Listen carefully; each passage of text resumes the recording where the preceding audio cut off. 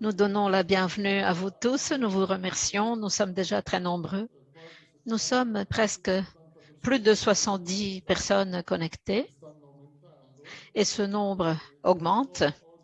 Notre workshop d'aujourd'hui, comme vous le savez, porte sur un thème très intéressant, très spécifique, les PIEC, ces projets très importants, d'intérêt commun, structure numérique, cloud. Ce workshop est organisé en collaboration avec le ministère du Développement économique, avec l'ambassade de France et avec BPI France. La cuirassée française qui gère l'internationalisation des entreprises françaises. Et j'ai le plaisir donc de vous présenter Maître Mario Fiorentino, directeur général à la Direction générale pour la politique industrielle, l'innovation et les PME.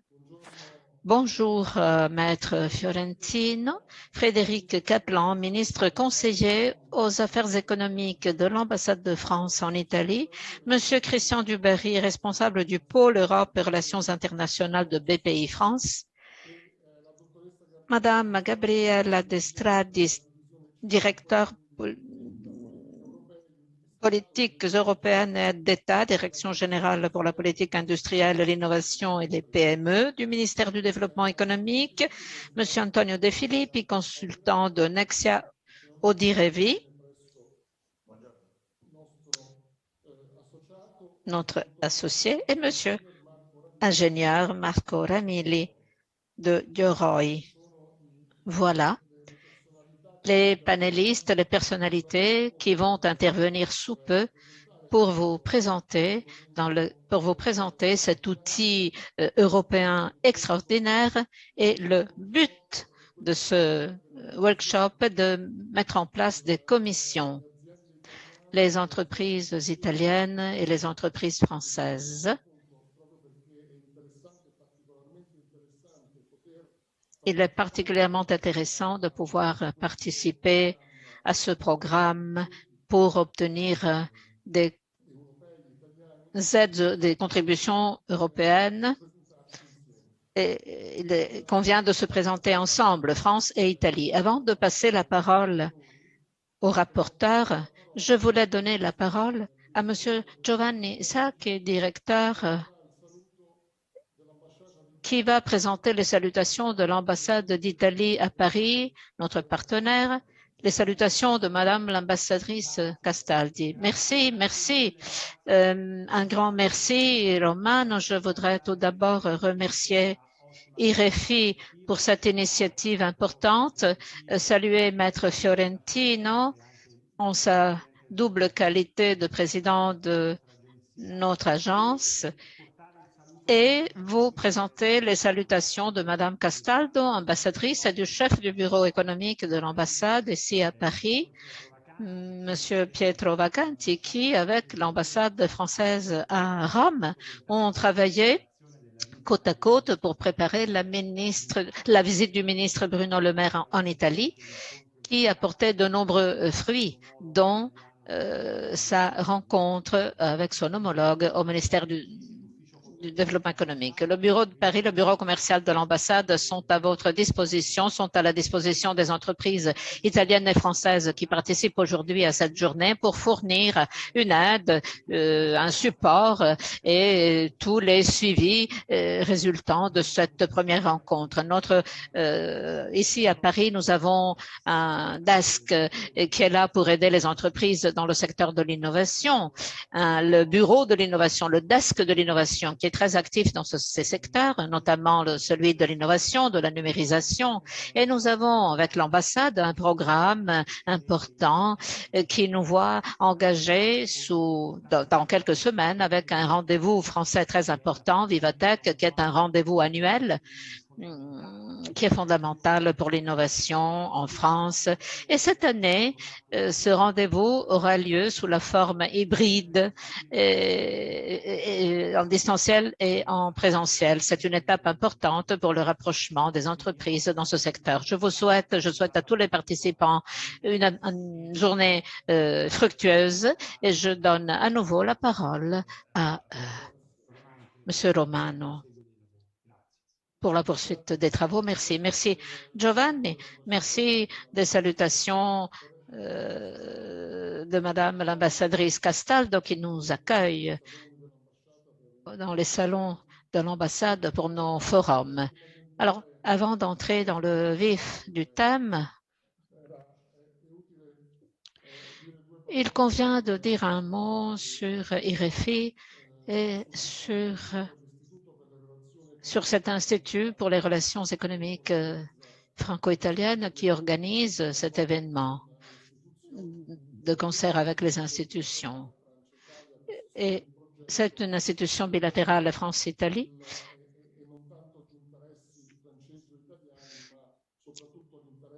L'intérêt principal est celui du projet. Le rôle du REFI consiste à stimuler, favoriser les relations d'affaires entre la France et l'Italie et de favoriser les partenariats. C'est la raison pour laquelle nous organisons ces workshops avec les institutions et les entreprises et en particulier, nous développons 2 événements qui sont liés à ce forum sur les PIEC, le forum au Palais Farnèse que nous allons organiser le 2 juillet où nous parlerons du PIEC et une table ronde consacrée au PIEC et beaucoup de personnalités ont déjà adhéré à ce forum. Un autre forum, nous remercions l'ambassade de France qui accueille dans son salon ce forum. Et l'ambassade d'Italie à Paris va organiser le forum de l'énergie en octobre prochain avec Banca Intesa San Paolo. Et là encore, on va parler de PIEC, d'hydrogène et de thèmes liés à ce que nous sommes en train d'organiser aujourd'hui. Bien sûr, IREFI, avec ses experts, peut aider les entrepreneurs qui souhaitent réaliser leurs projets franco-italiens et pour les accompagner tout au long du processus. Je donne maintenant la parole à Maître Mario Fiorentino, que je remercie de sa présence et de sa participation. Et il va donc introduire notre workshop. Merci, Maître Fiorentino. Monsieur le Président, je vous remercie.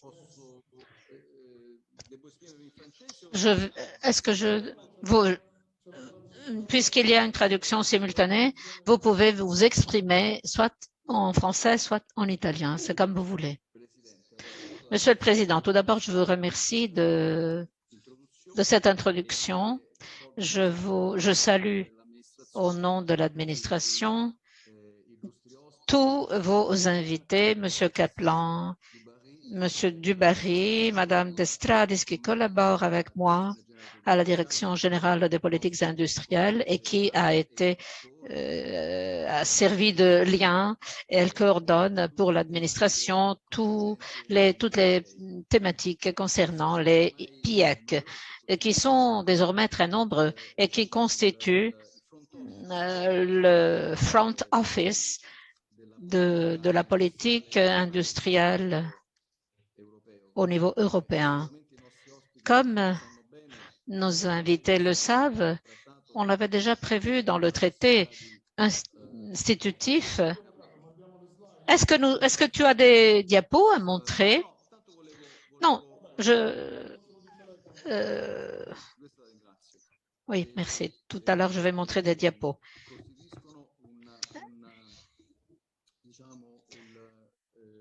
Le point fort de la politique industrielle au niveau européen, ces PIEC sont le point fort. Les PIEC constituent par ailleurs une valeur ajoutée pour toutes les initiatives concernant les partenariats entre les États membres. Le programme principal au niveau européen est un programme de soutien pour la recherche et l'industrialisation.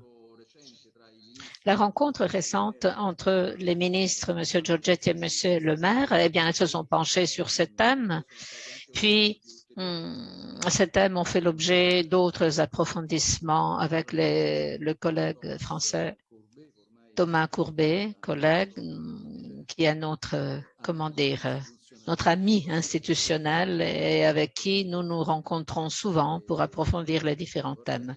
Je voudrais maintenant vous montrer des diapos qui vont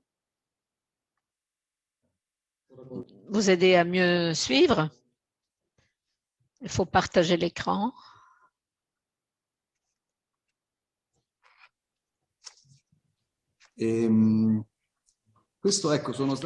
Voilà, ce sont des diapos. Ho facoltà di farlo, ma non so se c'è la traduzione anche al contrario, dal francese verso l'italiano. Oui, il y a la traduction dans les deux sens.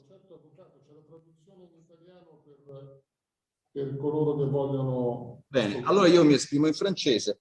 Alors, je vais m'exprimer en français.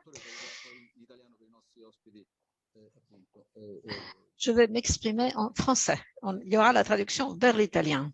Che cos'è sostanzialmente l'IPCEI? Qu'est-ce qu'un PIEC? De l'Union européenne, le développement de l'industrie nationale. Si. Écoutez, je dois juste, parce que j'ai l'audio in... Un attimo solo.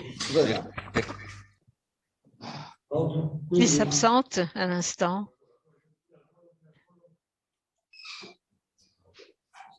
Perché altrimenti ascolto la mia traduzione. Lo so perché adesso sta parlando in francese. Lei deve togliere l'interpretazione se adesso ha cambiato lingua, se l'aveva su italiano, adesso si risente forse che aveva iniziato a parlare in italiano prima. Il francese, perfetto, ok, così dovrebbe andare bene. Scusatemi, ma difficoltà dello slot. S'excuse pour ces petites difficultés techniques. Ces petits dérangements, voilà. Donc, c'est un potentiel instrument de l'Union européenne pour le développement des industries nationales au niveau européen, naturellement. Donc, les PIEC, c'est un projet important d'intérêt européen commun. C'est un instrument mis à disposition de la part de l'Union européenne qui permet aux États membres d'accorder des aides d'État compatibles avec le marché intérieur. Pour être admissible, comme vous le savez, l'IPCEI doit être d'un intérêt, doit démontrer un intérêt européen commun entre les États membres, c'est-à-dire remplir un ou plusieurs objectifs de l'Union européenne. Le projet doit contribuer de manière concrète, claire et identifiable à un ou plusieurs objectifs de l'Union et avoir une incidence notable sur la compétitivité et la croissance durable, en relevant des défis sociétaux ou en créant de la valeur ajoutée dans l'Union européenne. Pour être qualifié comme IPCEI, un projet doit avoir une importance quantitative ou bien qualitative. Et en outre, il doit être d'une taille ou d'une ampleur très importante et ou comporter un niveau de risque technologique ou financier très élevé. Est-ce que nous pourrions passer peut-être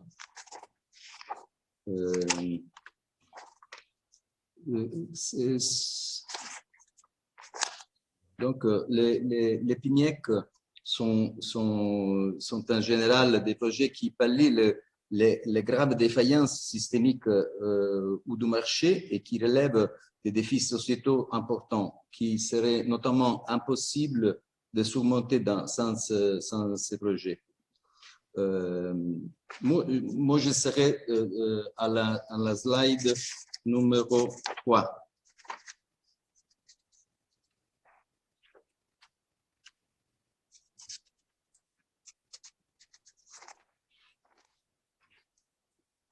C'est celle-là?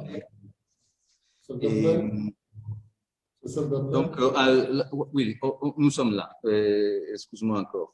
Donc, en décembre 2020, suite à une déclaration conjointe parmi l'Italie, la France, l'Allemagne et l'Espagne, un nouveau EPCI en matière d'infrastructure et services cloud a été lancé.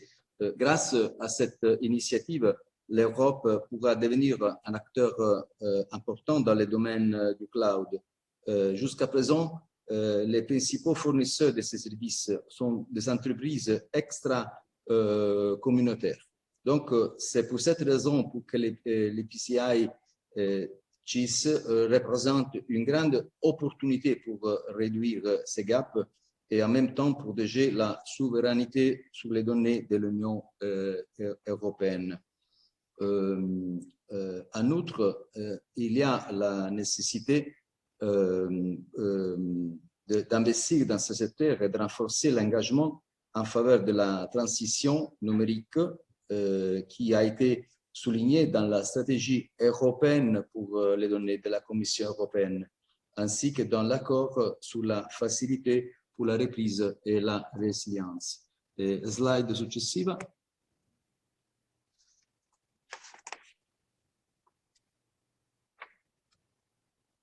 C'est celle-là? OK. Donc,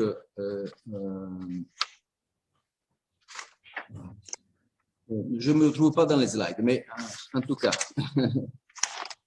c'est pas important. Donc, à ce moment, 11 États membres ont pris part à un EPCI CIS, donc sont la France, l'Allemagne, l'Italie, l'Espagne, les Pays-Bas, le Luxembourg, la Belgique, la Slovénie, l'Hongrie, la Pologne et la Lettonie. Donc, ce qui est important de souligner que la France et l'Allemagne sont les coordinateurs de cette initiative. La prochaine slide, s'il vous plaît. Wow. Ok, donc, en ce qui concerne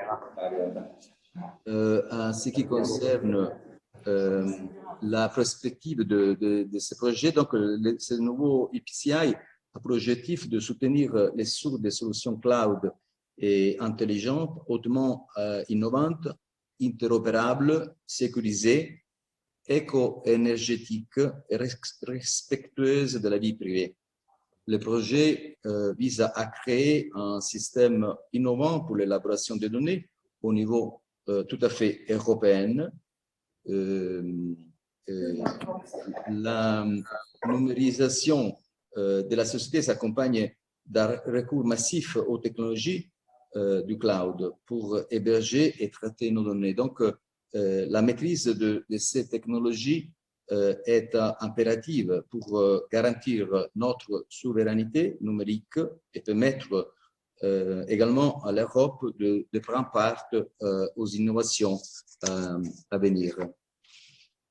La prochaine slide, s'il vous plaît. Donc, le team italien qui travaille sur ce projet, c'est tout à fait opérationnel.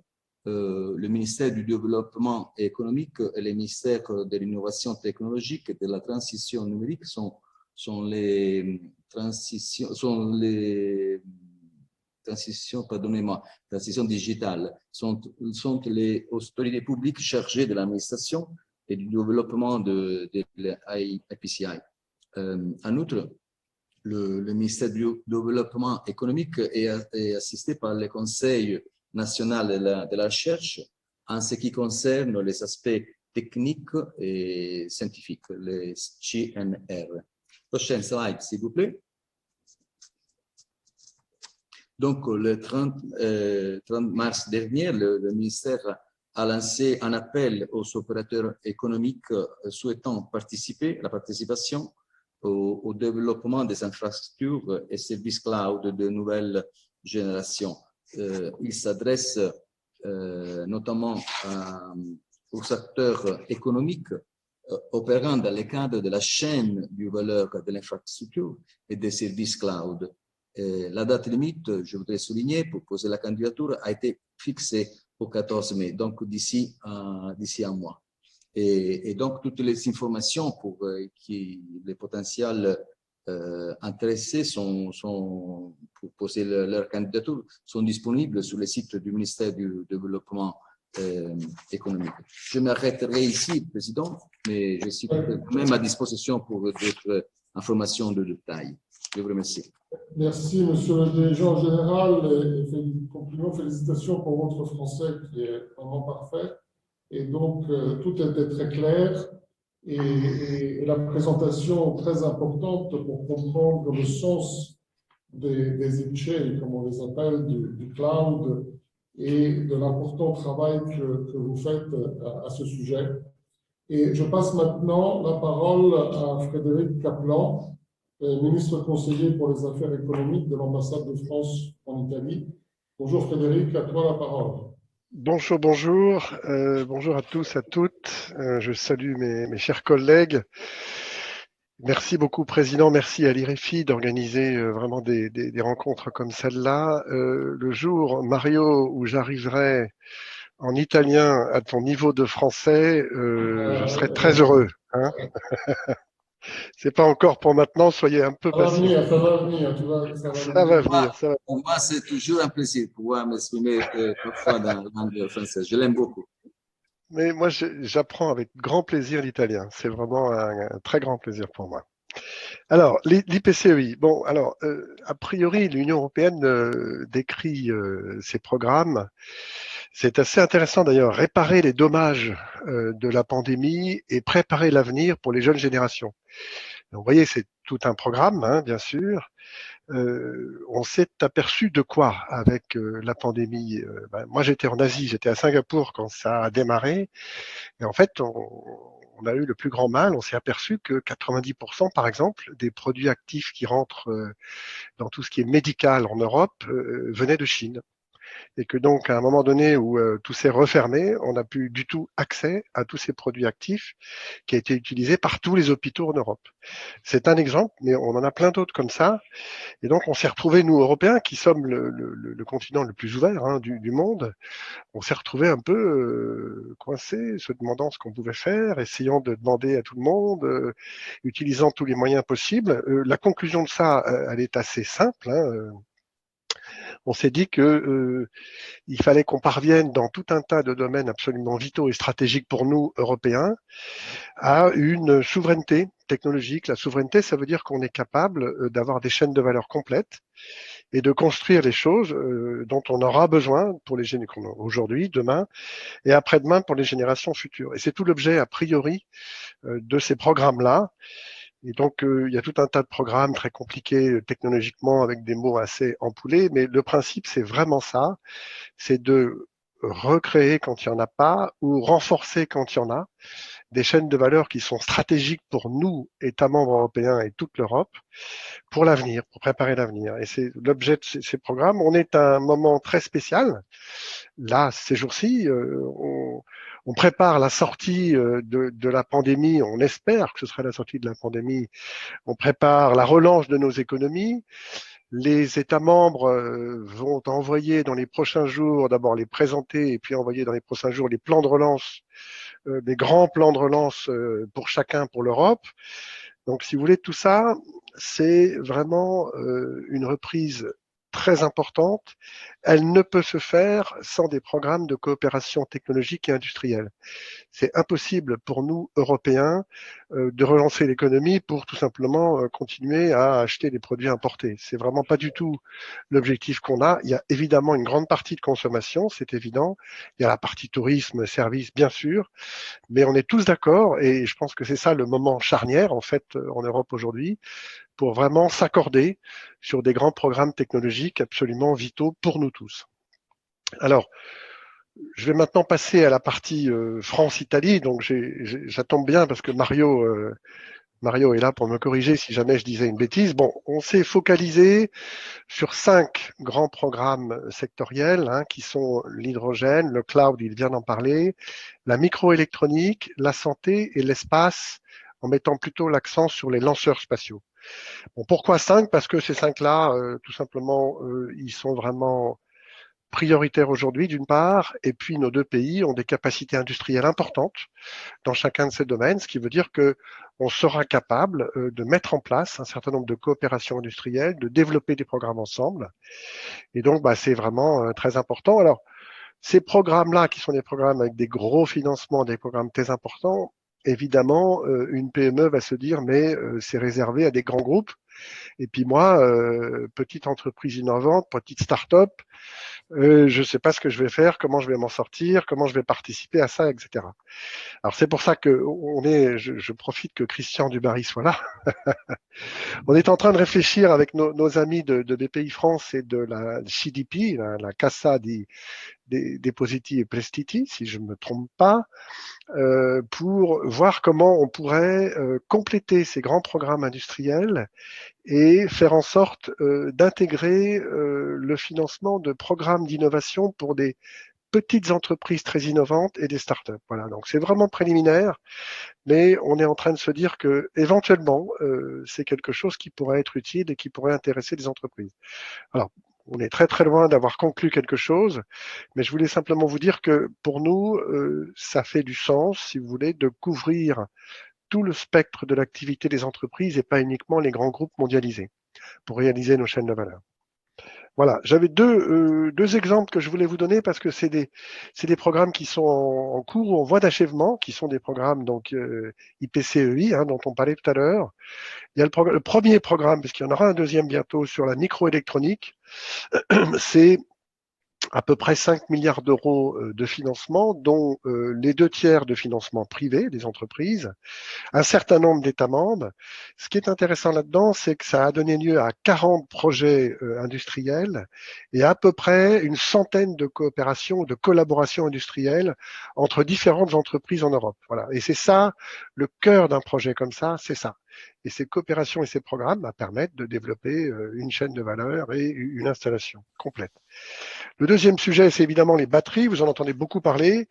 Les batteries, c'est encore mieux. Il y avait à peu près 8 milliards d'euros de financement, 3 publics et 5 privés.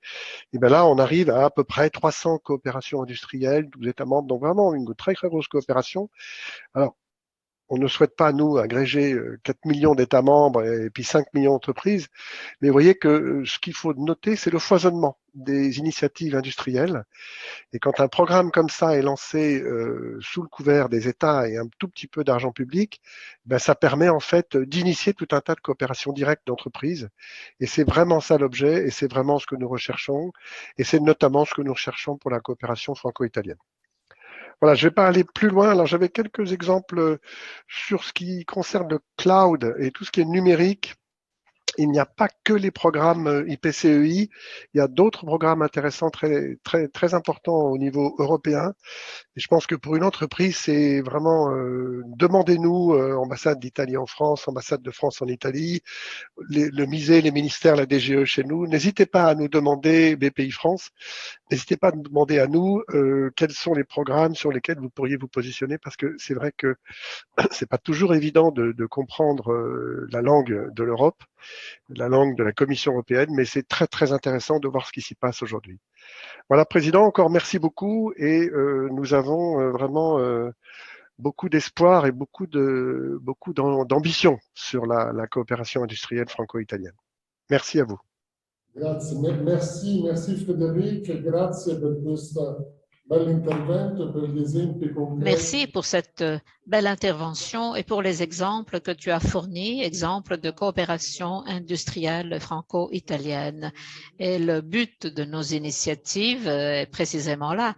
Et comme je l'ai dit à l'instant, Avec Frédéric, nous sommes en train d'organiser ce forum France-Italie sur les nouvelles chaînes de valeur au Palais Farnèse le 2 juillet prochain. Donc, nous sommes en train de travailler d'arrache-pied pour ce projet.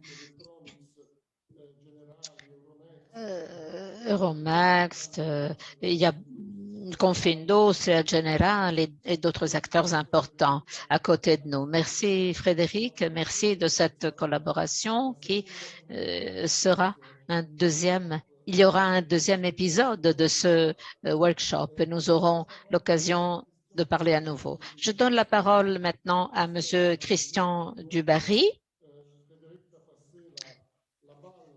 Frédéric. Avec intérêt. Merci. Buongiorno a tutti. Je vais continuer en français malheureusement. Je suis Christian Dubarry, je suis donc responsable des affaires européennes chez BPI France. Alors pourquoi BPI France participe aujourd'hui? Parce qu'on simplement on gère les financements français sur ce programme cloud pour le compte de l'État, ministère de l'économie, et en collaboration étroite avec ses services, bien entendu. Donc, je vais passer une petite présentation. Donc, c'est de votre côté que vous la passez, monsieur? Oui, donc Inès, tu peux passer les slides, s'il te plaît. Là, s'il vous plaît, merci. Et donc, je suis accompagné également par Yacine Elik du ministère de l'économie. Et merci à lui et qui pourra m'aider à répondre aux questions techniques s'il y en a, parce que Yacine est le référent du programme Cloud en France et donc la personne qualifiée pour répondre de façon précise. La slide suivante, s'il vous plaît. Voilà, il faut, voilà, alors, qu'est-ce que c'est qu'un IPCEI? Je crois qu'on l'a très bien expliqué, donc je vais passer à la slide suivante, simplement dire que il s'agit de soutenir des chaînes de valeur stratégiques à travers un instrument réglementaire qui s'appelle IPCEI et qui permet de soutenir de façon plus importante avec des financements publics des projets stratégiques industriels. Donc sur l'IPCEI Cloud Infrastructure and Services, les objectifs, comme ça a été dit, sont la souveraineté numérique et le développement économique, avec une approche qui est de créer des infrastructures et des services pour permettre une valeur, d'apporter de la valeur à partir des données industrielles et des données IoT. Ceci en construisant des infrastructures edge computing, edge to cloud et multi-cloud, avec donc des infrastructures résilientes et une attention portée à la cybersécurité. Déployer enfin des premiers services IaaS, PaaS et SaaS en utilisant cette infrastructure et tout ceci avec une priorité constante d'efficacité énergétique. Slide suivante, s'il vous plaît. Donc, sur les valeurs et les principes de ce programme, d'abord, ça a été dit, mais il y a un alignement très fort avec des objectifs européens sur les données, la stratégie industrielle, on est en pleine démarche de politique industrielle, également avec le Green Deal, la décennie numérique et le plan de relance européen. L'idée est aussi de se coordonner avec d'autres initiatives européennes telles que Gaia-X, qui est une autre initiative importante d'ordre privé. Ceci avec un certain nombre de valeurs et de principes qui sont indiqués sur cette slide, hein, comme la transparence et l'ouverture, la confiance et l'authentification, la protection des données, etc. Bon, ce sont des concepts qui sont assez récurrents dans le domaine des données. Je ne vais pas les détailler complètement. Slide suivante, s'il vous plaît. Alors ça, on a vu hein, le périmètre, ça a déjà été présenté, le périmètre géographique hein, des différents pays participants à ce programme de cloud européen. Slide suivante, s'il vous plaît. Voilà, alors sur ça, c'est l'agenda en particulier en France. Donc, comme en Italie, nous sommes actuellement en train avec un appel à un projet en cours hein, qui se clôturera le 17 mai 2021. Chaque pays sélectionne ses entreprises et les projets ensuite va suivre une phase de, disons, mise en cohérence des sous-projets pour faire en sorte d'avoir un ensemble de programmes de déploiement industriel cohérents avec, et c'est très important, l'identification de collaborations internationales potentielles. Ceci durera jusqu'au 3e trimestre, au moment où aura lieu une pré-notification à la Commission européenne, puis une notification complète en décembre. Notification donc d'une autorisation, enfin du programme qui est en fait la possibilité de financer le programme autorisé par la Commission dans le cadre de sa réglementation. Et donc une décision attendue d'autorisation de financement au début de l'année 2022. Donc pour la France, l'appel à projet est publié sur le site BPI France. Vous avez le lien sur cette sur le bas de la diapositive. Clôture le 17 mai, comme je le disais.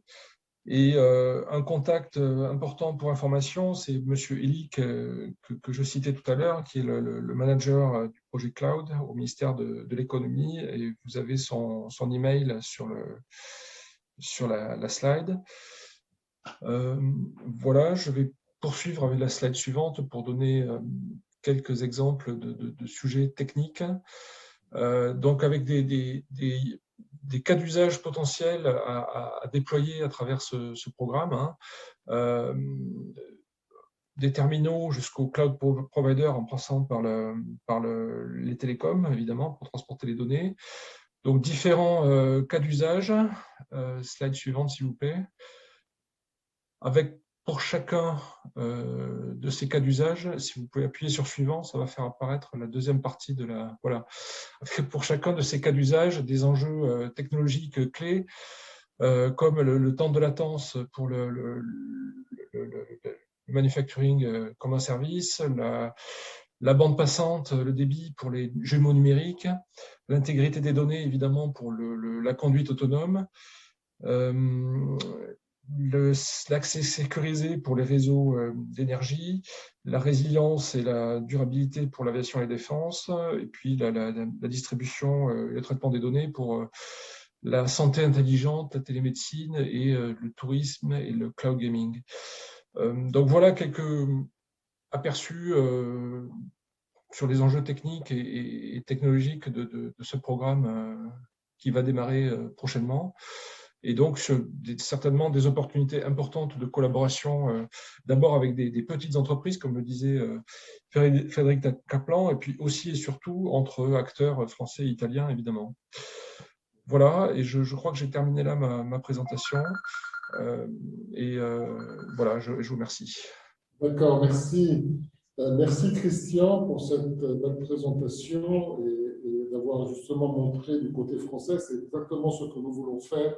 Montrer le côté italien, français, et il y a cette volonté de créer des connexions. Et donc, on va retourner, et donc on va en parler encore. Et nous retournons donc au ministère italien du développement économique avec Gabriella Destradis, dirigeant de la division 5 qui suit en direct ce programme du CEI. Scusi, dottoressa, le passo la parola Je vous donne la parole et je vous remercie d'ores et déjà de votre participation.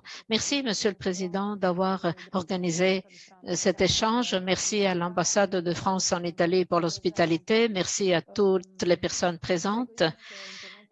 Je prie Inès de partager l'écran et de montrer mes diapos.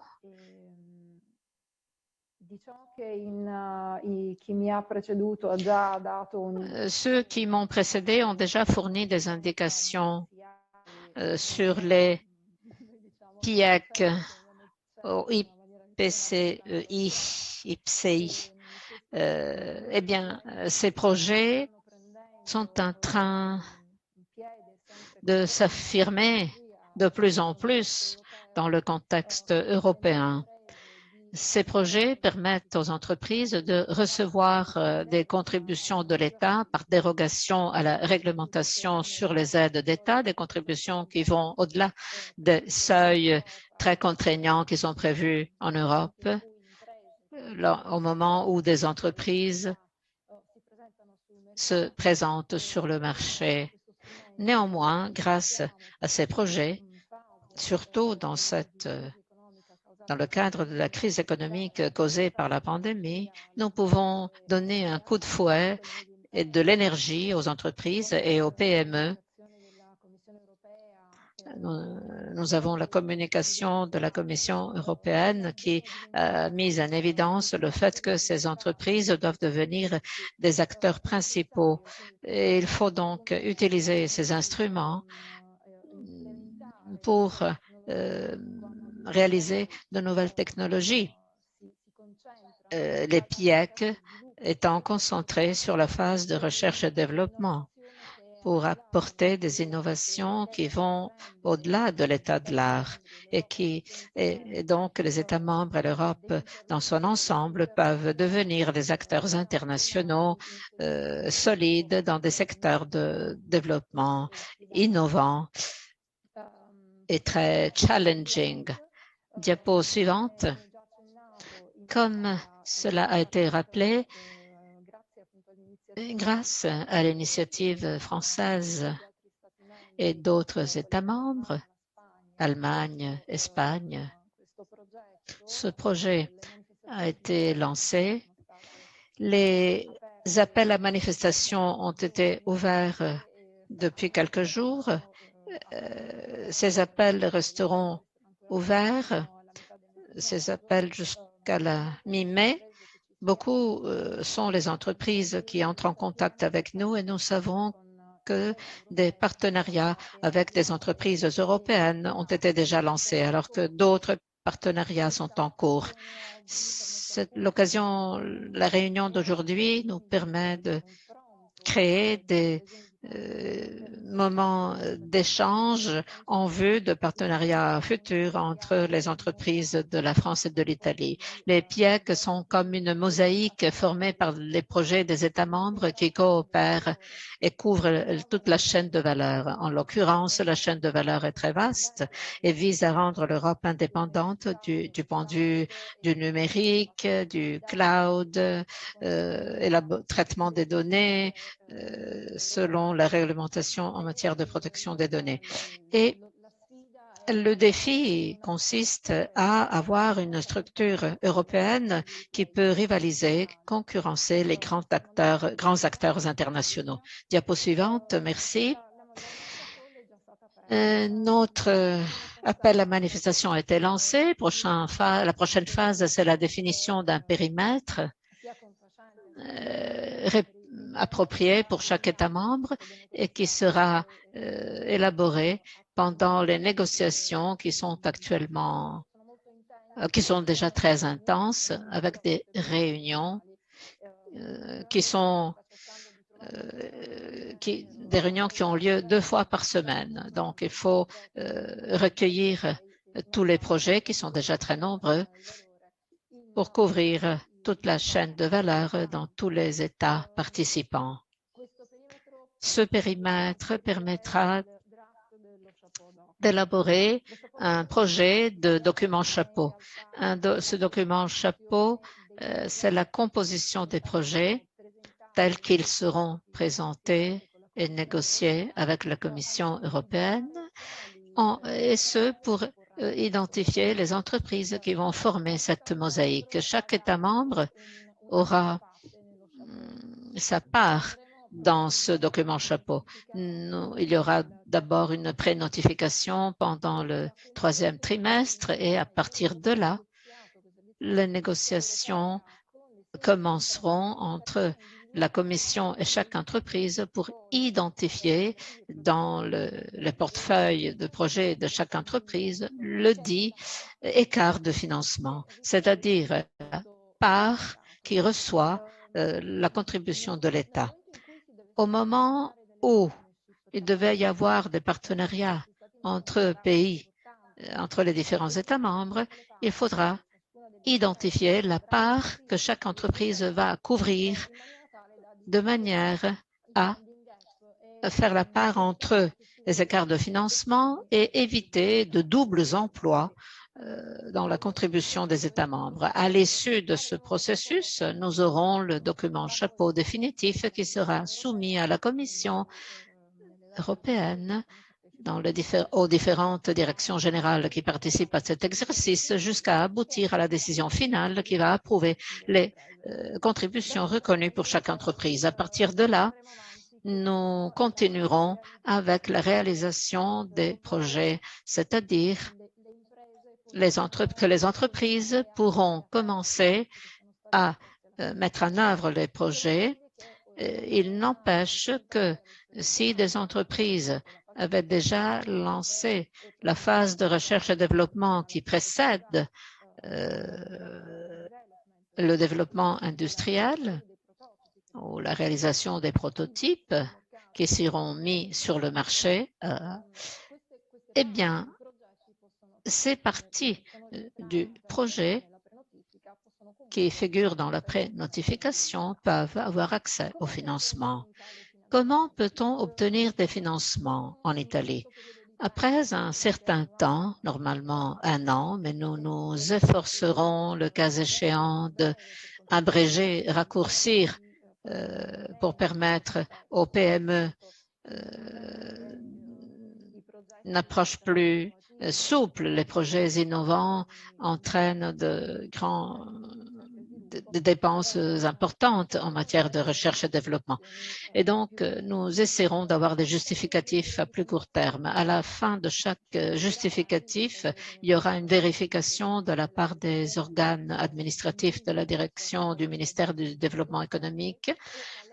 Et à la fin de cette procédure, de cette vérification, les financements seront mobilisés. Le décret de mise en place du fonds IPCEI vient d'être annoncé et donc nous serons prêts pour les prochaines phases de versement. IPCEI sera alimenté par le plan national de reprise et de résilience et nous sommes en train de travailler pour permettre aux entreprises d'avoir accès aux contributions à hauteur de 100% du projet approuvé. Que se passe-t-il lorsque les projets qui sont soumis pendant les appels à manifestation d'intérêt ne rentrent pas dans le périmètre d'un IPCEI? Cliché suivant. Dans de tels cas, les projets ne restent pas complètement en dehors. Il peut arriver que le projet dans l'entreprise reste en marge par rapport au projet d'une autre entreprise qui rentre dans les IPCEI, qui sont éligibles à l'IPCEI. Eh bien, on peut avoir donc des partenaires directs ou indirects. Cela signifie que l'économie sera stimulée positivement, non seulement par les entreprises éligibles, mais également par les entreprises qui seront des partenaires indirects qui pourront bénéficier des recherches et développements réalisés par les entreprises qui ont reçu les contributions de l'État. En Italie, dans le cadre du plan national de reprise et de résilience, de relance et de résilience, il y a des affectations importantes pour l'innovation technologique. Il faudra donc mettre en œuvre des mesures qui devraient aller de pair avec les IPCEI et qui permettront d'utiliser le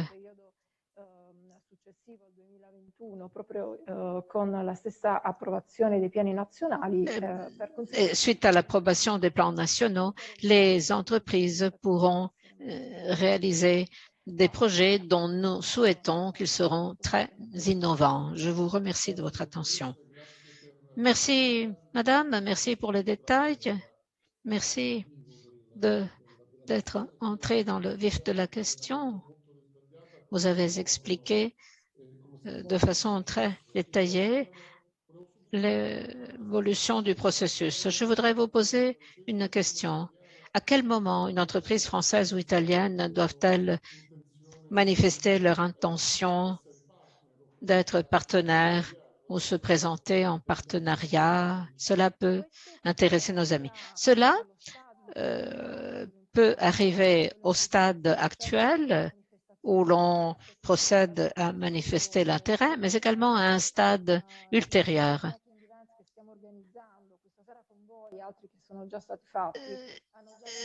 Ces workshops ont déjà permis aux entreprises participantes de comprendre la présence au niveau européen d'acteurs susceptibles d'être intéressés à la réalisation des projets.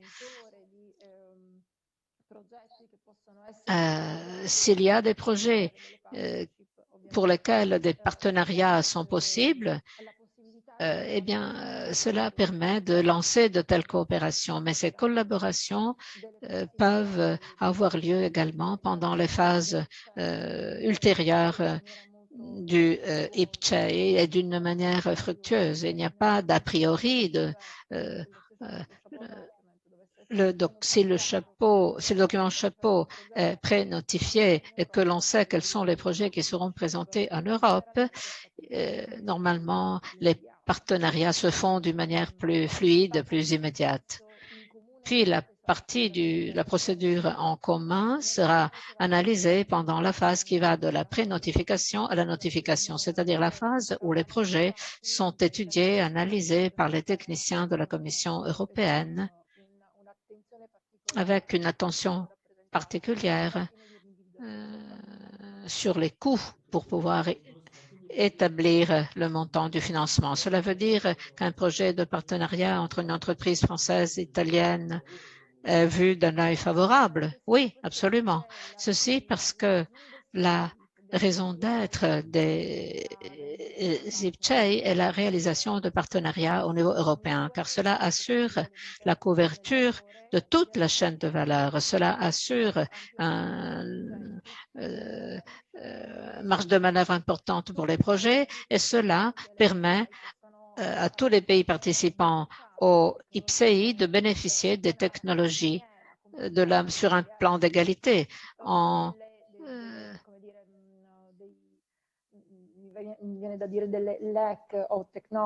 Et s'il y a des écarts, des manques de technologie de la part de certains pays, eh bien, on peut compenser avec des processus vertueux qui existent déjà. Le fait de rassembler plusieurs pays, cela permet de mutualiser les connaissances d'une manière très complète. Merci. Merci beaucoup, madame. C'est très intéressant. Et après, à la fin des présentations, on verra s'il y a des questions de la part de nos amis, de nos invités. Je donne maintenant la parole à Monsieur Antonio De Filippi, consultant de Nexia Odirevi. La parole à Antonio, qui est un expert en la matière. Merci, merci beaucoup. Bonsoir. Maintenant, on change de perspective. Les institutions se sont exprimées, elles nous ont tout expliqué. Et maintenant, je vais m'exprimer en tant que consultant, mais sans les entrepreneurs, ce que je vais vous dire serait inutile. Nous avons avec nous Marco Ramilli, administrateur délégué de Yoroi, leader en Italie. C'est une entreprise qui voudrait participer à un IPCEI, mais qui a des doutes concernant les délais, les modalités, les formes, la complexité, dans le déroulement du projet. Yoroi, du fait de sa taille, de son potentiel de développement sur un marché qui se développe de manière exponentielle, est extrêmement significative et elle peut nous donner des explications. C'est pourquoi je donne la parole à Monsieur Marco Ramilli, l'ingénieur Marco Ramilli, pour une première explication, présentation de son entreprise, des perspectives de son entreprise, et puis je vais indiquer les délais, les formes, les modalités du point de vue d'un consultant. Tout d'abord, je vous remercie de cette invitation. Quand je songe à Yoroi, je pense aux mangroves. Les mangroves sont des arbres, des plantes particulières qui vivent dans un milieu hybride. Je ne sais pas si vous les avez vus. Ces plantes vivent dans l'eau saumâtre. L'eau n'est ni salée ni douce. Voilà. C'est le lieu où nous vivons. Nous ne sommes ni de l'eau douce ni de l'eau salée. Nous ne sommes ni numériques ni analogiques, mais les deux à la fois, un peu l'un, un peu l'autre. Et quand j'ai compris l'importance du numérique dans notre vie, j'ai tout de suite voulu le défendre, le protéger. La défense de notre espace numérique est important, à défaut de quoi notre réalité est mise à mal. Et donc, j'ai vu qu'il y avait une différence entre le réel, le monde physique, la défense du monde physique et la défense du monde numérique, une variation très importante, ne serait-ce que du point de vue des délais, des temps, en plus des technologies dans le monde physique. Nous avons l'habitude de nous défendre du froid, de la faim, des animaux, des bêtes sauvages. Dans le monde numérique, c'est très récent. Et donc, j'ai décidé d'investir une bonne partie de ma vie pour défendre le milieu numérique. Voilà la genèse de Yoroi. Yoroi n'est pas qu'une organisation qui entend devenir européenne, mais c'est une entreprise qui produit de la technologie. Il y a 5 ans, quand j'ai lancé Yoroi, le marché autour de mon entreprise était formé par l'industrie états-unienne, israélienne, russe. Et il n'y avait pas de présence forte au niveau de la cybersécurité de l'Italie ou de l'Europe. Et alors, la force de Yoroi a été celle de créer de la technologie qui aujourd'hui est installée sur un parc très important et qui a produit des records. Un rapport est disponible. Je ne sais pas si on peut le montrer maintenant, mais ce rapport, je m'excuse, il sera distribué à la fin de notre workshop, un rapport annuel qui est très intéressant et effrayant. Je viens de lire et je ne savais pas jusqu'à quel point la cybersécurité est un problème. Oui, la cybersécurité est un problème majeur et je crois que la technologie européenne est très importante. Ceci pour introduire ce que Yoroi fait aujourd'hui et pour comprendre que la défense numérique n'appartient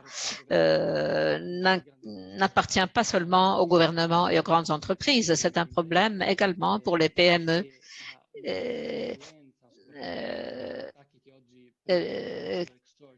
Nous avons des attaques, des double extortion, chantage. Enfin, nous pensons que l'utilisation de ce programme, de cet outil, la participation à ce programme pourrait mieux nous armer, nous donner de nouvelles armes pour pouvoir réaliser des technologies de plus en plus innovantes et pour poursuivre sur la voie sur laquelle nous nous sommes engagés. Merci, je vais faire ma présentation.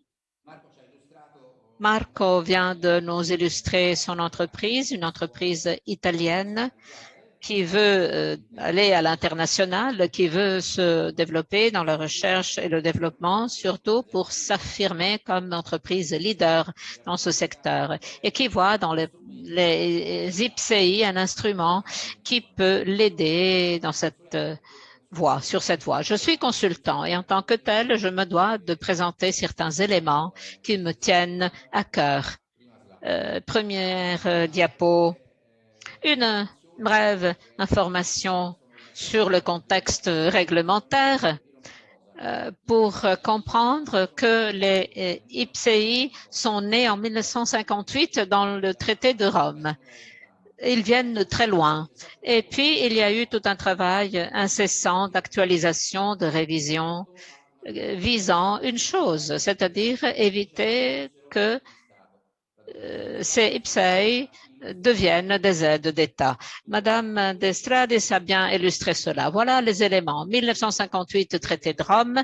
2012, traité sur le fonctionnement de l'Union européenne. 2014, communication de la Commission, critères pour l'analyse de la compatibilité avec le marché intérieur des aides d'État destinées à promouvoir la réalisation des PIEC. Il faut remarquer une chose, que l'échéance prévue était 31 décembre 2020. Donc, on a prévu une nouvelle communication de la communication qui sera appliquée dès le 1er janvier 2022. Et la Commission appliquera les principes visés par la présente communication aux projets notifiés avant cette date. Ceci pour comprendre que le législateur européen a voulu éviter des contestations sur le fait que les aides destinées aux entreprises pour développer d'importants projets européens ne soient considérées comme des aides d'État. Suivante. Madame d'Estradis nous a déjà présenté ces aspects, ce qui caractérise ces projets. Mais je voudrais attirer votre attention sur les coûts éligibles. Les déficits, les écarts, nous les avons compris. Les coûts éligibles sont les études de faisabilité, instruments, équipements, achats ou construction d'immeubles ou d'infrastructures, achats de matériaux, coûts pour les brevets, les licences, dépenses d'administration et dépenses de personnel, autres coûts s'ils sont justifiés. Bref, les entreprises pourront arriver jusqu'à la phase de la première industrialisation. C'est une nouveauté absolue qui a été introduite grâce à ces projets. Et puis, le portefeuille de projets dont Madame d'Estradis nous a parlé, c'est l'élément qui va caractériser la capacité des entreprises de traduire dans un projet homogène ce qui est à l'heure actuelle un rêve capable d'aller au-delà de la situation actuelle. Et cela est loin d'être simple. Alors, on demande aux entreprises d'aller au-delà de ce qu'elles ont fait, de leur savoir-faire et de trouver quelque chose de plus et de trouver la manière de le faire sous la forme d'un partenariat. C'est la chose la plus difficile, mais c'est nécessaire pour l'avenir. Passons au cliché suivant, où j'ai voulu indiquer de manière très simple les étapes qui rythme le processus d'un PIEC. Madame d'Estradis nous l'a montré, le ministère du Développement économique, BPI France, tous nous ont indiqué les étapes de ce processus. On arrive donc à la première phase opérationnelle d'un projet après 1 an et demi. Il faut le savoir, il faut en être conscient. Ce n'est pas un projet simple. Les entreprises doivent adopter une perspective suffisamment longue et solide. Alors, on cherche d'abord des entreprises qui soient capables d'entreprendre un parcours de formation et d'information assez long. La manifestation d'intérêt est le premier élément, mais si vous voulez, c'est la phase la plus simple de ce processus parce que par la suite, il faut être en mesure d'être suffisamment performant, de satisfaire les conditions requises venant demandées par l'administration. Elles doivent être sans cesse capables d'adapter leurs projets aux projets globaux du document chapeau. Est-ce que je peux ouvrir une parenthèse? C'est un peu mon rôle dans sa présentation. Quand j'ai lu ces délais, j'étais un peu inquiet parce que dans le domaine du numérique, ces délais sont comme des aires géologiques. Donc, avoir la possibilité donner le feu vert à un projet après un an et demi, cela. J'attire votre attention sur cela. Du point de vue d'un entrepreneur, cela peut ne pas être intéressant. Le numérique change très rapidement. Il serait donc souhaitable d'avoir un processus plus souple. Je voulais ouvrir cette petite parenthèse concernant les délais. Oui, malheureusement, il ne nous appartient pas de prendre de telles décisions, mais je sais qu'auprès du ministère du Développement économique, ils sont en train de raccourcir les délais pour l'état d'avancement des travaux et pour recevoir donc les premières contributions. En fait, sur les IPCEI ne concernaient pas jusqu'à présent ces technologies. Alors, mais plutôt des technologies plus stables. Je ne sais pas si Madame d'Estrades a déjà réfléchi sur ces thèmes et sur les délais beaucoup plus contraignants qui sont requis par le numérique.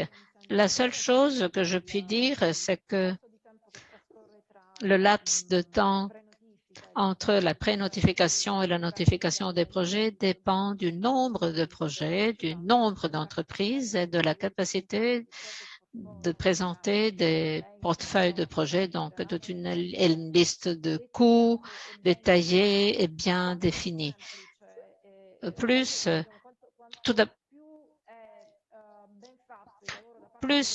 le travail de présentation des projets est bien réalisé, plus simple sera l'évaluation des projets par la Commission et il faudra moins de temps pour arriver à la notification.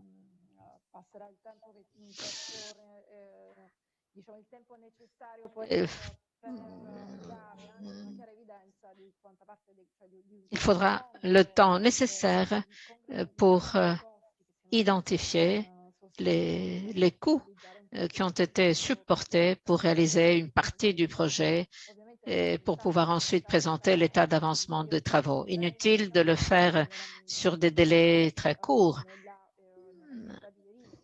parce que l'administration doit faire une activité de vérification. Les structures devraient être renforcées pour faire ce travail plus rapidement. C'est possible, mais là aussi, tout dépend de la capacité des entreprises de réaliser les projets. Un état d'avancement à 6 mois serait optimal car cela permettrait aux entreprises de réaliser une bonne partie du projet prévu pour cette période sans trop d'obstacles parce que le processus de réalisation des projets ne suit pas nécessairement le business plan qui a été conçu au départ. Mais il faut donner aux administrations le temps de se préparer, de valider les états d'avancement des travaux pour ensuite verser les contributions. Il faut souligner une chose qui diffèrent par rapport au passé. Ce sont des partenariats entre États. Et donc, la tutelle est celle de l'État. Et puis, il y a tout un travail de médiation dans les documents chapeau. Mais pendant toutes les phases initiales de la manifestation d'intérêt, après la pré-notification dans la portefeuille de projet, il y a un dialogue avec les institutions pour améliorer, modifier, intégrer les projets avec d'autres projets. Donc, pour arriver à une définition optimale qui sera nécessairement différente de la définition de départ initiale. C'est tout un processus qui est démarré et qu'il faut développer et que les entreprises et les institutions doivent développer en vue d'aboutir à une phase, à une synthèse. Mais il faudra les délais nécessaires. De ce point de vue, cliché suivant, et je vais conclure, nous avons essayé de résumer l'activité parce que le travail d'un consultant consiste à trouver une synthèse dans les différentes activités. Dans la manifestation d'intérêt, dans la rédaction de la manifestation d'intérêt, il y a un certain nombre d'éléments. La préparation, l'évaluation de l'investissement, les coûts éligibles, la valeur ajoutée du projet. Ce sont des aspects très complexes à analyser. Il est en fait difficile d'avoir l'idée précise de la valeur ajoutée d'un projet ou des coûts éligibles. Mais là, ce sont des éléments déterminants. Et donc, il y a cette première phase.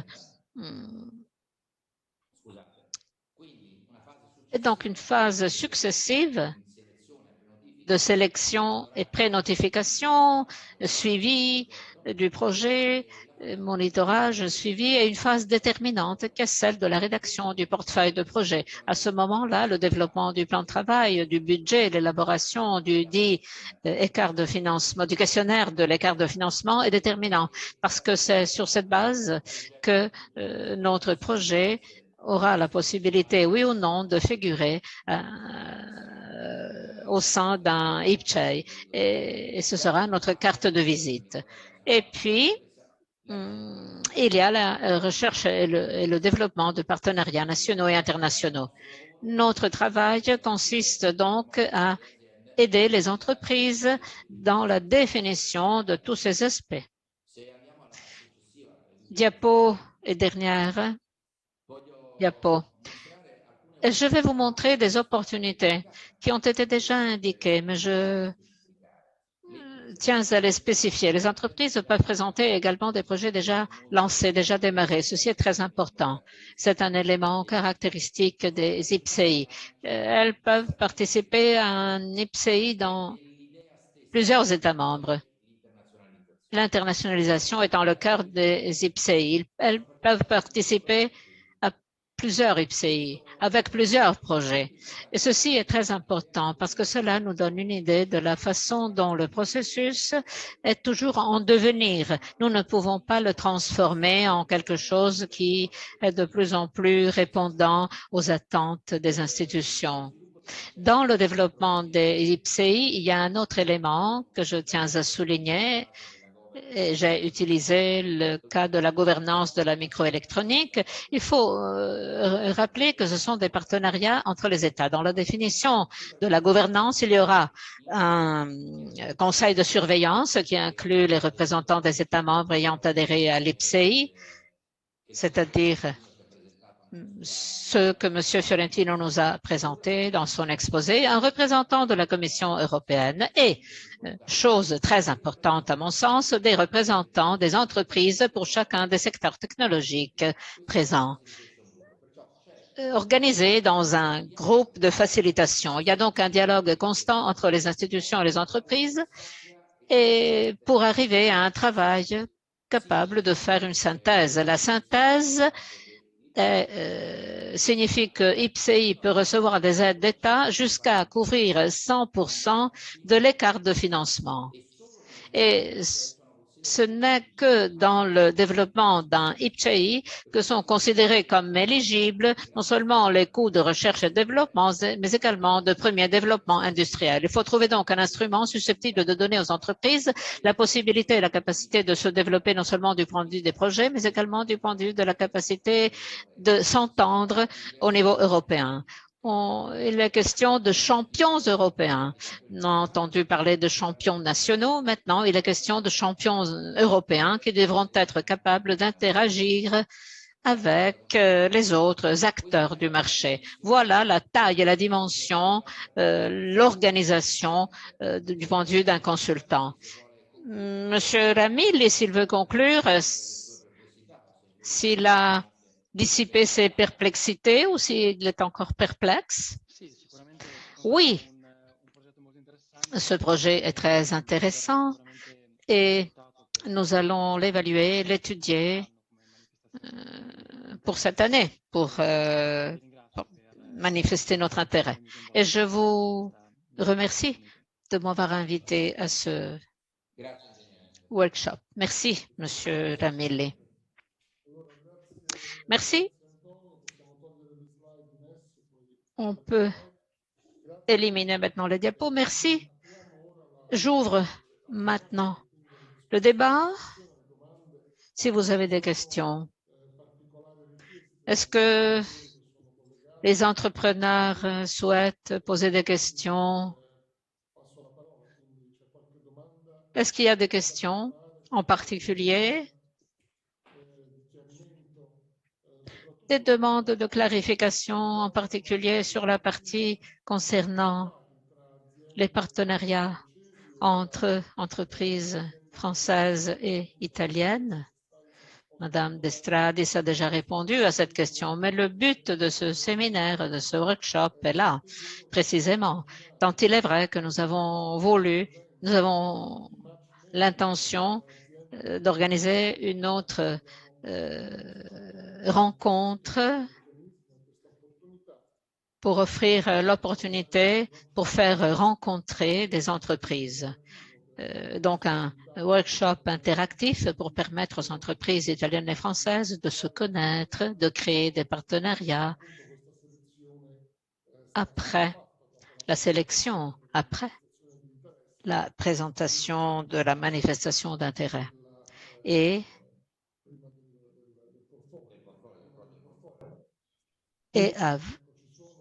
donc, Christian, est-ce que tu voulais ajouter quelque chose? Tu veux rajouter quelque chose sur…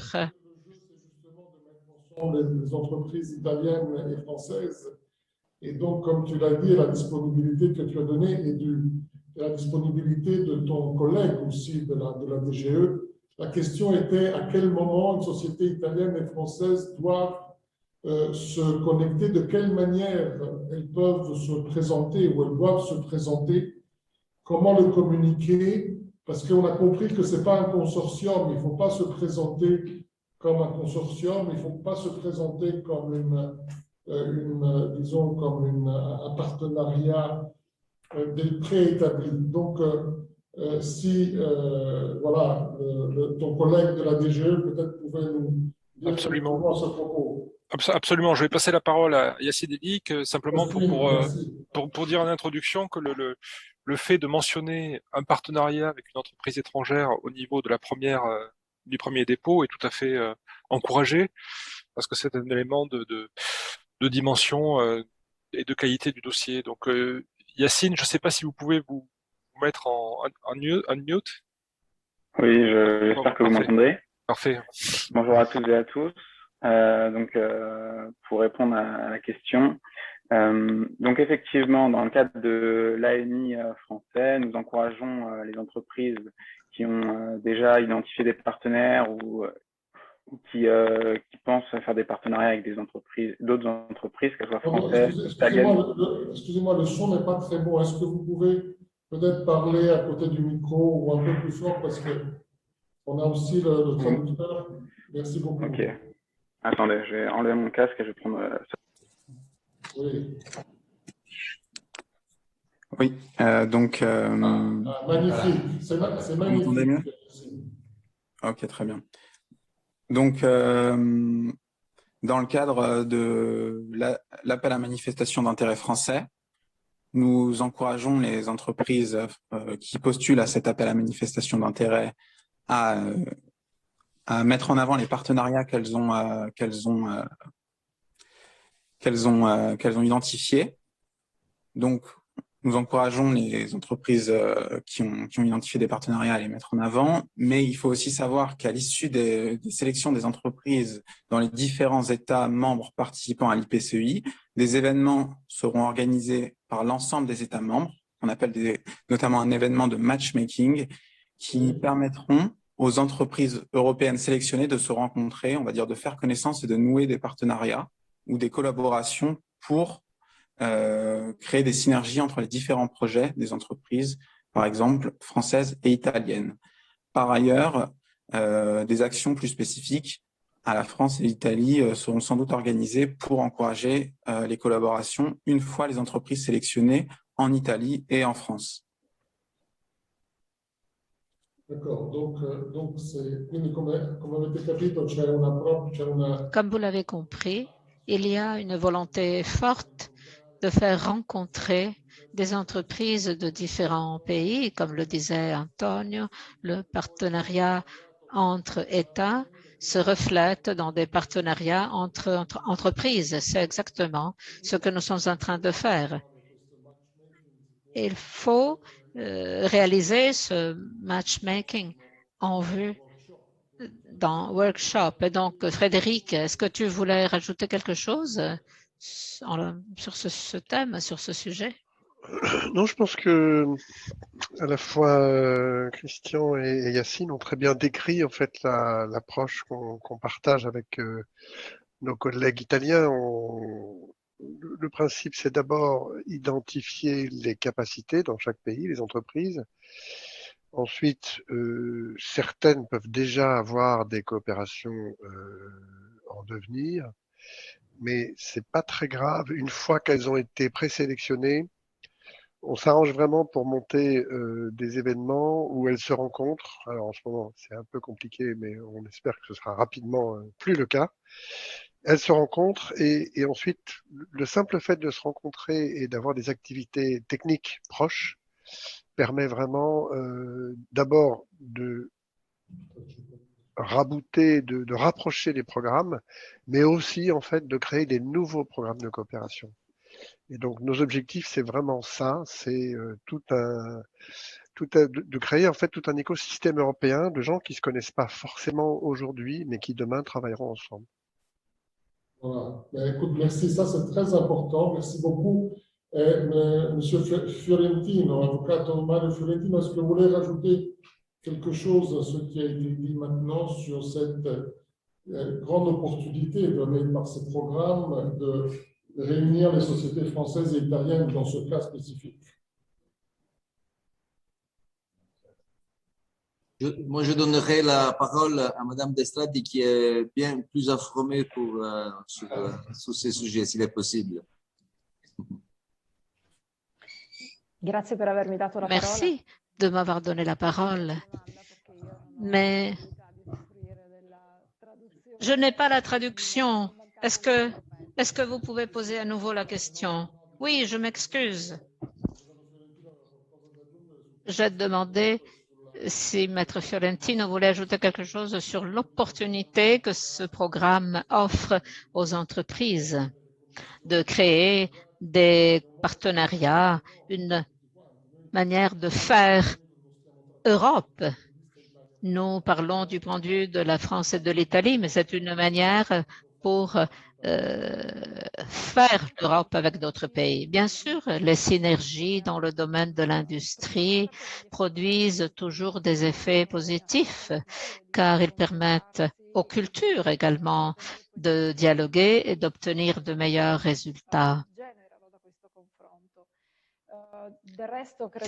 Par ailleurs, je crois que les grandes entreprises mondiales sont le fruit de partenariats qui naissent et qui évoluent jusqu'à atteindre des tailles plus importantes et qui aboutissent à des joint ventures ou à d'autres formes de coopération, si ce n'est de fusion. Donc, tout montre que la capacité d'exploiter les synergies sur la valeur ajoutée et cela permet d'aller toujours plus loin. Dans un domaine comme celui auquel nous sommes confrontés aujourd'hui, c'est-à-dire des technologies très innovantes et très avancées, les collaborations permettront d'atteindre de meilleurs résultats et de partager ces résultats, ces pratiques. Merci de cette précision. Y a-t-il des représentants d'entreprises franco-italiennes ou italo-françaises ou françaises en Italie ou italiennes en France qui souhaitent ajouter quelque chose? Nous avons vu qu'il y a Suez et d'autres représentants d'entreprises. Est-ce que vous souhaitez ajouter quelque chose? Si tel n'est pas le cas, Nicolas, est-ce que je peux prendre la parole? Bien sûr. Je représente Orange Business Services, une société française, Orange, qui travaille en Italie depuis longtemps J'ai une curiosité. C'est la première fois que je participe à de tels événements, donc je ne suis pas très informée et je m'en excuse. Mais y a-t-il des limites liées à la taille des entreprises pour participer à ces projets? Je pense qu'une entreprise comme la mienne, mais également d'autres qui sont assez grandes, qui ont des plans industriels, font déjà de telles activités. Mon entreprise est parmi les promoteurs de Gaia X. Alors, je vois la reproduction de quelque chose qui existe déjà, mais une très grande dimension, très grande taille. Est-elle un obstacle pour des activités de collaboration avec d'autres entreprises, d'autres pays? Je ne sais pas si ma question est claire. Il n'y a pas de limite de taille d'une entreprise. Il faut savoir que la première entreprise italienne financée par NIPCEI est Microelectronics, une entreprise multinationale. Il est tout à fait possible de soumettre des projets qui sont déjà en cours ou en phase de développement. On peut également intervenir de cette manière. La taille, je voudrais le support de Madame d'Estrade, ce n'est pas un élément de discrimination. Non, compte tenu des modalités des PIEC, c'est plus simple pour les grandes entreprises que pour les petites. Les petites entreprises pourraient mieux bénéficier de partenariats. Elles pourraient s'entraider pour la partie qui leur incombe, alors que pour une grande entreprise qui est déjà bien structurée, qui a déjà des budgets importants, de réaliser des projets tels les projets qui sont présentés dans le cadre des PIEC. Il n'y a pas de limite de taille. Toutes les entreprises peuvent participer.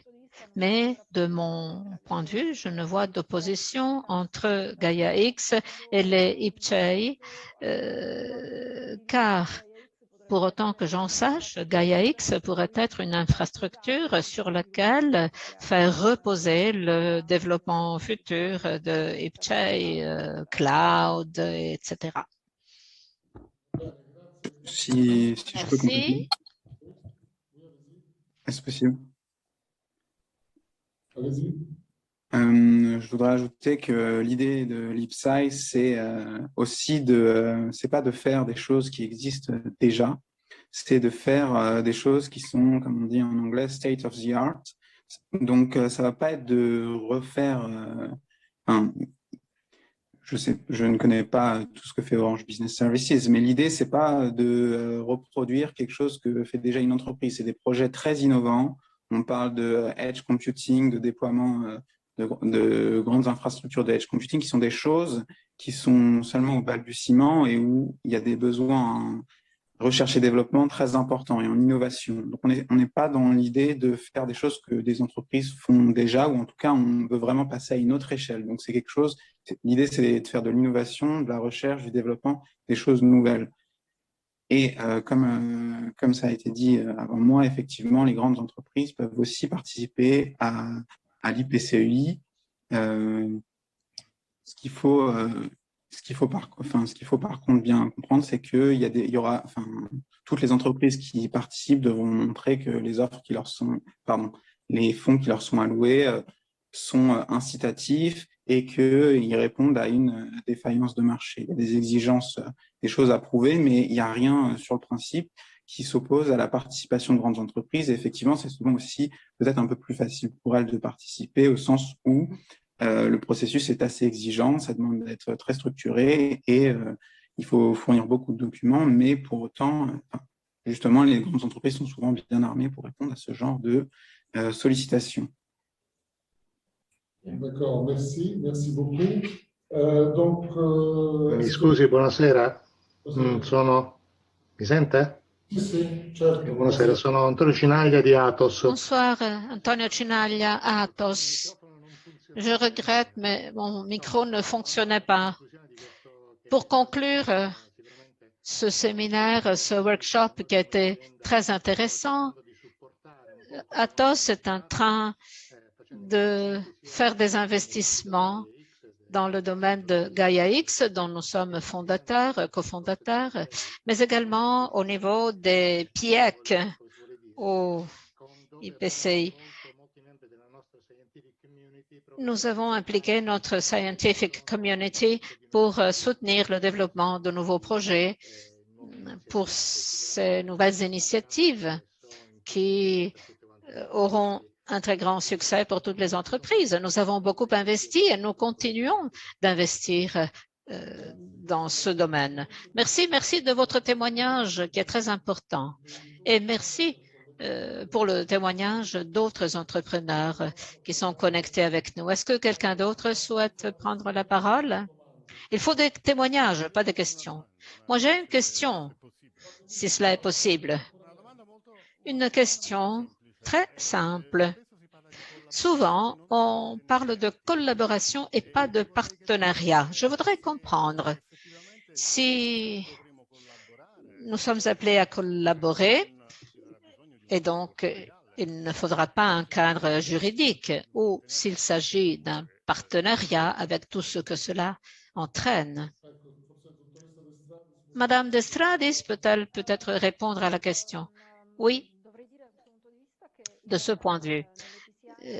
Dans les PIEC, chaque entreprise participe avec son projet comme entité individuelle. Les consortiums, les partenariats structurés ne sont pas admis. Par exemple, des agrégations entre entreprises. Chaque entreprise a la possibilité de soumettre son projet. Puis, si ce projet a des liens avec les projets d'autres entreprises, nous saluons cela, mais on n'a pas prévu que les entreprises forment un consortium ou des agrégations d'un point de vue juridique. Si j'ai bien compris la question. Oui, merci. Et donc, au niveau international, il en va de même. Oui, il en va de même au niveau international.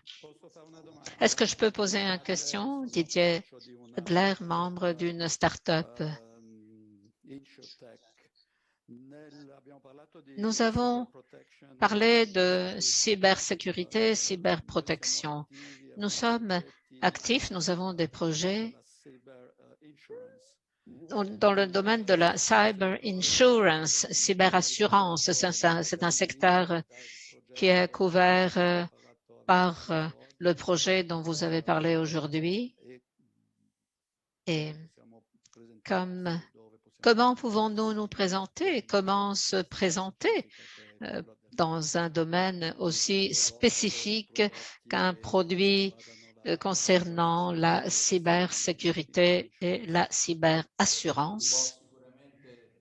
Eh bien, vous pouvez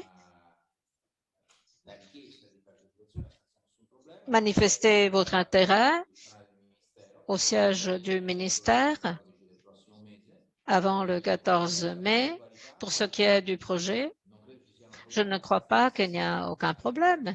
Il suffit de rester dans le cadre prévu par IPCEI. Mais d'après ce que vous venez de dire, votre activité rentre dans le IPCEI. Une précision seulement, la proposition que nous avons publiée comme périmètre du PIEC est la proposition italienne pour l'instant, mais cette proposition devra trouver une correspondance dans le périmètre qui sera identifié au niveau européen et que nous allons négocier après avoir compris quel est le cadre que nous avons en Italie. Bien sûr, si nous avons des excellences, nous allons les faire rentrer dans le périmètre européen, mais il n'est pas exclu que des problèmes restent en dehors des PIEC parce que au niveau européen, le périmètre est assez restreint. J'ai un complément pour Didier. L'Union européenne et un certain nombre d'États membres viennent de lancer ou vont lancer très prochainement un grand défi qui s'appelle le grand défi cybersécurité. Et donc, ça pourrait vraiment intéresser votre activité d'entreprise de participer à ce grand défi cyber, qui inclura évidemment une partie de vos activités. C'est un projet qui devrait être lancé dans combien de temps, selon vous? Il y a déjà comment on appelle ça, une roadmap prévue? Oui, c'est déjà quasiment en cours là. Ouais. Donc vous regardez sur les sites Europe et France et vous trouverez. Merci. Donc il y a un vrai programme sur la spécial pour la cybersécurité. D'accord. Nicolas Bussière, tu voulais dire quelque chose? Oui, j'ai été étonné je ne suis pas du tout de la partie, mais j'ai été étonné dans la construction de cette collaboration que les universités ne soient pas plus impliquées. Au niveau des universités, il y a des enseignants-chercheurs et je pense que, par exemple, on serait les États-Unis, on ferait appel au MIT et je trouve qu'il est dommage que l'on ne fasse pas plus appel aux cerveaux qui sont dans les universités. Il y en a, merci Nicolas, il y en a même qui participent en ce moment. Il y a l'Université de Florence, il y a plusieurs centres de recherche, plusieurs universités qui sont connectés en ce moment. Et donc, on les remercie, on les salue. Et voilà, après, en vidéo, c'est toujours un peu compliqué d'impliquer tout le monde, mais tu as bien fait de souligner cet aspect parce que c'est vrai que c'est extrêmement important. Je pensais par exemple à la station F à Paris, où il y a de grandes universités, Centrale Supélec à Saclay, etc. Au sein de toutes ces organisations, il y a sûrement des cerveaux qui peuvent aider à la finalisation. Ok, très bien. Dernier mot pour Olivier Mellerio, si tu as envie, Olivier, de dire un mot de la fin. Et puis on termine, mais poi chiudiamo. Chiudiamo Olivier Mellerio se ha voglia di dire qualche parola. Merci beaucoup Fabrizio. Je ne suis pas du tout de la partie, mais j'ai été passionné par ce débat et je pense que c'est vraiment le rôle de l'IREFI au niveau européen, mais surtout au niveau franco-italien, de mettre sur un sujet aussi important et qui est aussi pertinent en ce moment, de mettre tous les acteurs dans le cadre de ce plan de relance et aussi bien l'État, mais les représentants de l'État, mais aussi les représentants des entreprises, comme le dit Nicolas, des universités. Je pense que nous sommes totalement dans notre rôle et si vous avez les uns les autres des occasions de pouvoir favoriser ce dialogue de manière aussi efficace, je crois qu'on aura vraiment bien rempli notre rôle. Donc j'en suis très heureux et je pense que c'est absolument, l'enjeu est fondamental dans la mesure où effectivement, comme ça a été dit au départ, l'important c'est que l'Europe puisse regagner sa souveraineté face aux grands acteurs des autres continents. Et c'est dans ces collaborations, en particulier entre la France et l'Italie, qui a vraiment besoin, je dirais, dans le cadre européen, d'être renforcée. Donc, merci beaucoup, Fabrizio, pour l'organisation de ce rendez-vous que je trouve extrêmement pertinent et intéressant. Merci Olivier, grazie a tutti per aver partecipato. Merci à tous d'avoir participé.